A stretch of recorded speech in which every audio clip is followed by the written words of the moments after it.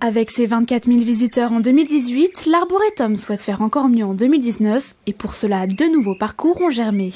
Le premier est une véritable randonnée de plus de 10 km de long à sillonner en 4-5 heures. Ce parcours permet de découvrir les différentes ambiances végétales et les différents paysages et d'avoir un aperçu des différentes collections qui sont présentes dans l'Arboretum. Et cela débute fort avec la fameuse allée de cèdres bleus qui prolonge les perspectives à la française du parc de Versailles. Ce sont des cèdres de l'Atlas qui ont été plantés à partir de 1922.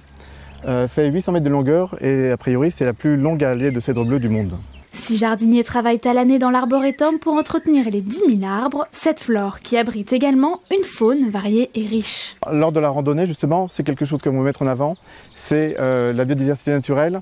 Et lors de la promenade qui fait tout le tour de l'Arboretum, vous verrez forcément soit des oiseaux, des faisans, et il y a beaucoup de faisans, ou bien des lièvres, ou bien des poules d'eau, des canards. Pour se rendre des pommiers ornementaux au bois de l'ancienne pépinière, un chemin tracé par la tonte au milieu des prairies et un système de balisage bien connu des randonneurs. Les adeptes de la balade familiale aussi ont leur nouveau parcours consacré aux espèces d'Île-de-France. On a voulu que ce soit accessible aux familles, donc aux enfants et aux adultes. Alors les panneaux, il y a des choses à lire, mais l'idée c'est que les parents puissent lire les panneaux avec les enfants pour leur présenter les différentes essences d'arbres, mais aussi quelques concepts écologiques. Des concepts écologiques comme cet arbre mort, véritable biotope pour des espèces souvent menacées par la tendance à nettoyer les sous-bois de ces arbres dont la vie est terminée.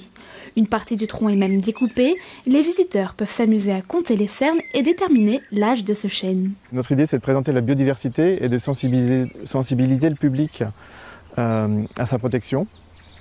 Et donc il n'y a pas que la collection d'arbres qui est intéressante à Chevreloup, il y a aussi l'idée de montrer comment vivent les arbres et comment ils sont associés dans la vie de la forêt. 46 panneaux jonchent le parcours Île-de-France de 900 mètres, de quoi devenir incollable sur la vie végétale.